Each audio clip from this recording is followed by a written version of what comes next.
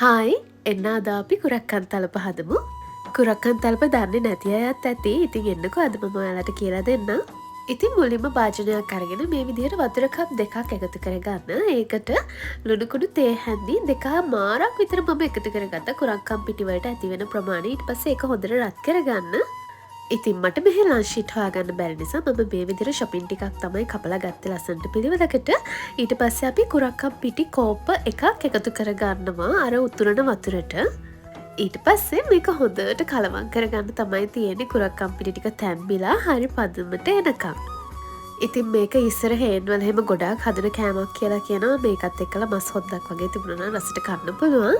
මේ විදිහට කුරක්කම් පිටි ටික හොඳට ගුලියකට එද්දි පදම හරේ ඊට පස්සේ අපිට අර ලෑස්ති කරගත්ත ලන්ච් ෂීට් වලට ඔතා ගන්න තමයි තියෙන්නේ. ඉතින් මේ වගේ ලන්ච් ෂීට් එකට ඔතා ගන්න අකමැති කෙනෙක්ට අතට වතුර හොඳට තවරලා අතෙන්ම මේක බෝල කරගන්නත් පුළුවන්. අද මම පාවිච්චි කරේ කුරක්කම් පිටි කෝප්ප එකයි. ඒකෙන් මම ටිකක් ලොකු තලපකුයි පොඩි තලපකුයි හදාගත්තා. මේ තලප එක ගිනින්න මම හදාගත්තේ හොඳ චිකන් හොද්දකුයි පරිප්පු එකකුයි.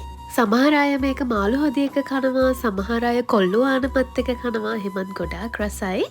ඉතින් හොඳට හොද හිටින්න හදාගත්ත මස් හොද්දක් තමයි මේකට ගොඩක්ම යන්නේ.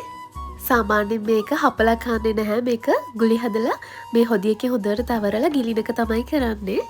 ඔය සිම අමාරු එහෙම තියෙන දවස් වලට මෙහෙම හදාගෙන උණු උණුවෙන්ම මස් හොද්දක් එක ගිලලා බලන්නකො පුදුම සනීපයක් දැනෙන්නේ. එහෙනම් මම ගිහින් එන්න. බයි.